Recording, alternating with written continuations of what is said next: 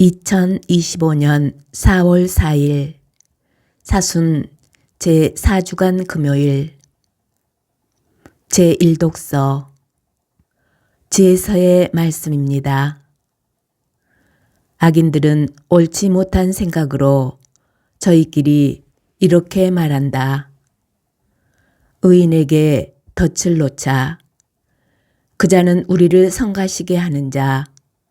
우리가 하는 일을 반대하며 율법을 어겨 죄를 지었다고 우리를 나무라고, 교육받는 대로 하지 않아 죄를 지었다고 우리를 탓한다.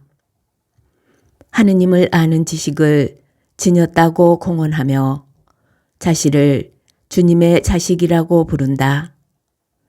우리가 무슨 생각을 하든 우리를 질책하니 그를 보는 것만으로도 우리에게는 짐이 된다. 정녕 그의 삶은 다른 이들과 다르고 그의 길은 유별나기만 하다. 그는 우리를 상스러운 자로 여기고 우리의 길을 부정한 것인 양 피한다. 의인들의 종말이 행복하다고 큰소리치고 하느님이 자기 아버지라고 자랑한다. 그의 말이 정말인지 두고 보자. 그의 최후가 어찌 될지 지켜보자. 의인이 정녕 하느님의 아들이라면 하느님께서 그를 도우시어 적대자들의 손에서 그를 구해주실 것이다. 그러니 그를 모욕과 고통으로 시험해보자. 그러면 그가 정말 온유한지 알 수 있을 것이고 그의 인내력을 시험해 볼 수 있을 것이다.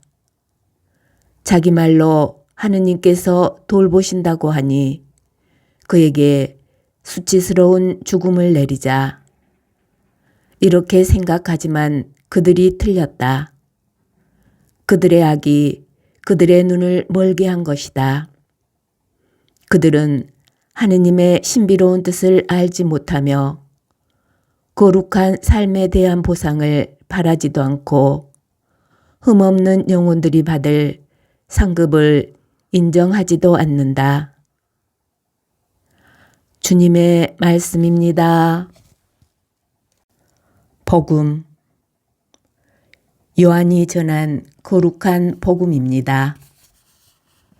그때 예수님께서는 갈릴레아를 돌아다니셨다. 유다인들이 당신을 죽이려고 하였으므로 유다에서는 돌아다니기를 원하지 않으셨던 것이다. 마침 유다인들의 초막절이 가까웠다. 형제들이 축제를 지내러 올라가고 난 뒤에 예수님께서도 올라가셨다. 그러나 드러나지 않게 남몰래 올라가셨다. 예루살렘 주민들 가운데 몇 사람이 말하였다. 그들이 죽이려고 하는 이가 저 사람 아닙니까? 그런데 보십시오. 저 사람이 드러내놓고 이야기하는데 그들은 아무 말도 하지 못합니다. 최고의회 의원들이 정말 저 사람을 메시아로 알고 있는 것은 아닐까요? 그러나 메시아께서 오실 때에는 그분이 어디에서 오시는지 아무도 알지 못할 터인데 우리는 저 사람이 어디에서 왔는지 알고 있지 않습니까? 그래서 예수님께서는 성전에서 가르치시며 큰 소리로 말씀하셨다. 너희는 나를 알고 또 내가 어디에서 왔는지도 알고 있다. 그러나 나는 나 스스로 온 것이 아니다. 나를 보내신 분은 참되신데 너희는 그분을 알지 못한다. 나는 그분을 안다. 내가 그분에게서 왔고 그분께서 나를 보내셨기 때문이다. 그러자 그들은 예수님을 잡으려고 하였지만 그분께 손을 대는 자는 아무도 없었다. 그분의 때가 아직 오지 않았기 때문이다. 주님의 말씀입니다. 오늘의 묵상.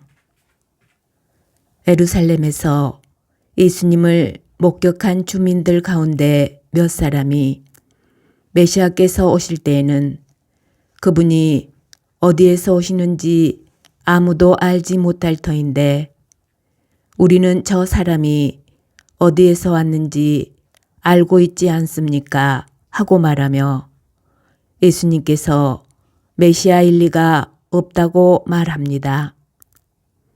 그들은 수석사제들과 백성의 원로들을 그들이라고 부르며 그들이 예수님을 죽이려 한다는 것을 알고 있다는 데서 그들과 같은 생각을 지닌 부류라고 판단해 볼 수 있습니다. 그들이 메시아가 어디에서 오는지 아무도 알지 못한다는 잘못된 지식에 기대어 예수님을 인정하려 들지 않습니다. 그렇지만 성경에는 메시아께서 유다 땅 베들레헴에서 태어나실 것이라는 기록이 있습니다. 그런데 바리사이들과 율법학자들의 누룩을 조심하고 경계하기는커녕 오히려 그 영향으로 예수님을 바로 보지 못하고 잘못된 지식으로 그분을 메시아라고 하는 증언까지 거부하고 있습니다. 예수님께서는 유다인들이 당신을 거부하고 죽이려 한다는 것을 아시면서도 공공연하게 큰 소리로 성전에서 가르치십니다. 세례자 요한의 두 제자는 와서 보아라 라는 말씀을 듣고 편견과 왜곡된 시선이 아닌 그저 있는 그대로 와서 보고 처음으로 예수님을 메시아로 고백합니다. 예수님께서는 우리가 당신을 볼 수 있도록 숨으시지 않고 들을 수 있도록 공공연하게 큰 소리로 말씀하십니다. 그분을 보고 그분의 말씀을 듣는데 걸림돌이 무엇인지 살펴 마음을 그분께로 돌려야 하겠습니다.